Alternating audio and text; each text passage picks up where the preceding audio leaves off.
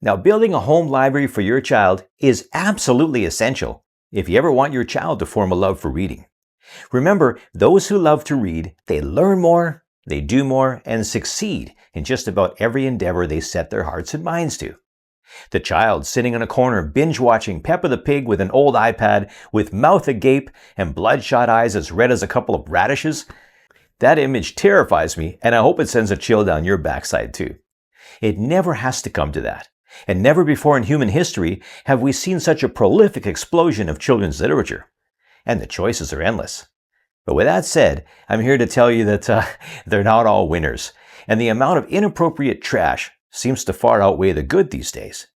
The market is also saturated with downright boring, unimaginative, lackluster narratives that are about as stimulating as watching an egg boil. The worst part is that none of these books are cheap either. You can't afford to waste time and money choosing the wrong books. Well, I've got good news for you. That anxiety is over. In the next few minutes, we are not only going to crush one of the greatest obstacles of all, choice paralysis, but help you build a tailor-made home library for your child that not only stimulates their curiosity, but inspires them with characters they truly connect with and stories that align with the values and virtues your family holds dear. All right, let's get to that library. Now, the first question we need to ask is your child ready for their own library? Children are intrigued with books from the moment they first lay eyes on one. The younger they are, the more of a multi-sensory experience it becomes. Let's face it, when's the last time you tasted a good book? This reminds me of one kid in my kinder class who would lick every page of every book from top to bottom that he can get his hands on. It's kind of gross, actually. Now, while it is not economically sustainable to watch a toddler destroy an entire library at once, you'll need to expect some damage. Even as children get older, their books will sustain a degree of wear and tear. But thankfully, there are modern publishers who are producing children's books that truly embrace the concept of age-appropriate material.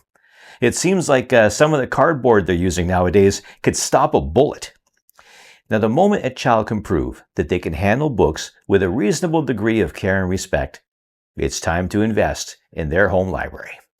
Our next question, where are we going to set all this up? Because I'll tell you this now, location is important. Now, the very first step, if possible, is to allocate some of the existing shelving in your home, preferably outside your child's bedroom. If that is not possible, so I suppose your first step will be to buy some suitable shelving. Children are naturally proud of their possessions. Therefore, displaying their book collection out in the open where others can see sends a message that you respect their choices and that books have a valued place in the home. If you're freeing up existing space, make sure your child sees you doing this. This sends another positive message, and they will take note of your efforts.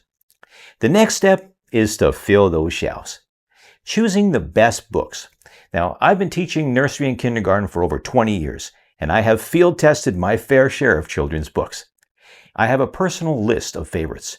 Now, how have these books made the cut and remained on my list all these years? I'll tell you. Every single book on my list has passed the ultimate test. My students had to be thoroughly entertained, gut-splitting laughter and a genuine sense of wonder. Now, if the book became a source of inspiration where I can build entire themes or further enrich curricular topics, man, that winner made the list. I'm not sharing my list. Oh, Marc, you selfish ogre.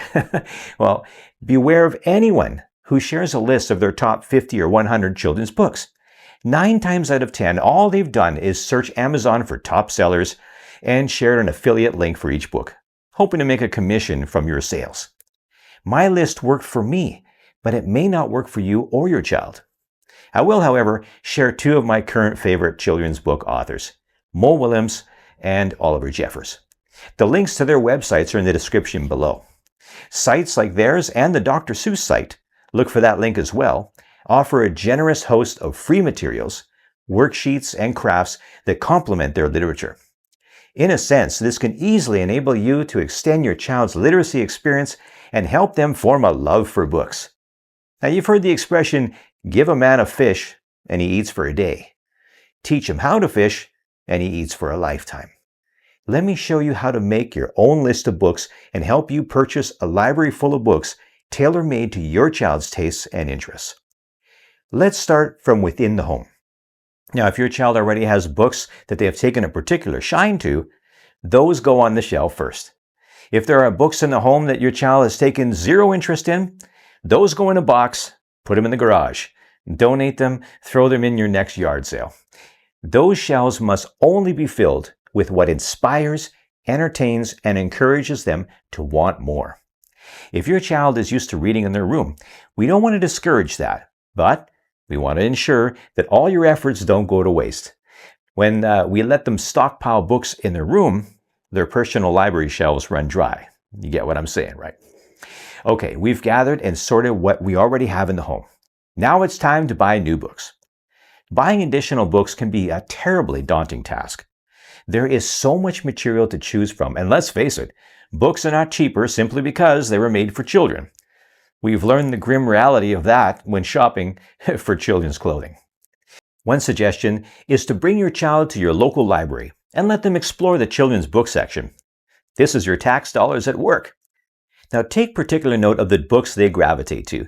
Is there a common theme, author, or genre they like best? Make a list. You are there to observe. Don't suggest a thing. Let them roam free. A little less free maybe in a bookstore. When they have piled a few books on the table, you may wish to ask them why they chose those books. Again, take note of their responses, and after 2 or 3 visits like that, you will have a better idea of where to start. Now, nowadays, people are putting more forethought into reviews than ever before. Sometimes the brutal critique and senseless ranting can be a little off-putting, but for the most part, you'll get used to sifting through it all and find a common thread. Take note as well where an author or publishing house has rated their own books in regards to age-appropriate themes and reading levels. At the end of the day, it boils down to 2 essential criteria. Will your child like it, and will it meet your approval? Now let me tell you right now that there is no shame in being a ruthless book snob. There are tens of thousands of children's book authors competing for your attention. You have more choices than any previous generation before you. Take your time, choose wisely, and aim for quality over quantity. Now, where you buy your books is your choice, and if you're on a budget, even Amazon sells pre-loved books at reasonable prices. Now, check out other online resources such as Facebook Marketplace, or search for local Facebook groups dedicated to selling and trading pre-loved children's books or other educational materials in your area. Craigslist, eBay, and Kijiji are other popular choices to explore. Now, keep that specific list handy with you. You know, the list you built while observing which authors and book titles resonated with your child during those visits to the public library and the bookstores. You see, walking blindly into a yard sale and grabbing a bunch of random children's books because they were dirt cheap, well, it kind of defeats the purpose of keeping their collection tailor-made and inspirational. And you could be actually doing more harm than good. Now, once you've gathered, purchased, and assembled a reasonable amount of books, at least 20 or so, it's time to treat this coveted part of your home like a real little library. Now, here are 5 ways to make that happen. Now, the first is regularly rotate the books. Say you have enough books to fill 3 shelves. Take a shelf worth of books away and fill that 3rd shelf with something else. Now, you might be thinking about the time, money, and effort you put into filling that 3rd shelf, but trust me, this helps keep the spark alive and kicking by cycling through the books on display. Now, every few weeks, swap some titles and bring in other books from where you had them stored. Now, this creates a sense of excitement and discovery, just like in a real library when new arrivals appear regularly. Now, the second is to create a checkout system. Make book borrowing official. Label each book with a simple sticker or pocket for a card. Then encourage your child to check out the book before reading. You can store checkout cards or small sheets of paper in a decorative box or folder.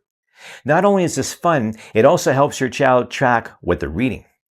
Well, you might think your children may be a little too young for this, but my pre-kinder kids took this system quite seriously, and they loved that whole routine. Now, the third is to host book return and maintenance days. You pick a special day each month for your child to gather any books that ended up elsewhere in the home, or stockpiled in their room. and return them to their proper spots. Give them a simple duster or microfiber cloth to wipe down the shelves. Let them check off each completed item. This routine teaches organization skills and respect for books, just like the way librarians keep their libraries nice and tidy. The fourth is display recommendations and reviews. Encourage your child to leave a review of the books they read. Now, it might just be like a simple smiley face, or they're coloring a bunch of stars, or they dictate a sentence or two about what they liked or disliked. Nothing too complicated.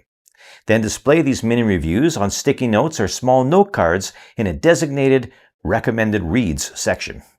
This mimics a library's staff picks and fosters enthusiasm for reading.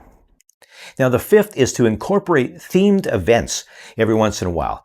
Now, you pick a theme: space, animals, fairy tales, and highlight all the related books. Dress up the shelf with quick DIY decorations and set up a cozy reading nook. Invite siblings or friends to join. This transforms the home library into a lively, eventful place, like a local library that hosts story time and themed displays. Now, with all this said, I hope you feel a little more empowered to start this incredible, worthwhile project, and to do so with confidence, knowing how to choose the right books for the custom VIP experience that will help your child form a deep love for books and reading. I am here to assist you every step of the way, and I will post new and inspiring content weekly. Now, if you want to know how to teach your child to read with the most effective techniques and methods ever assembled in one program, you've come to the right place. Like and subscribe so that you never miss out. Remember that any questions and comments you leave below might benefit other moms and dads too. Also, if you have built a library you're particularly proud of, or are looking for ways to improve on the work that you've done already, tell us about it.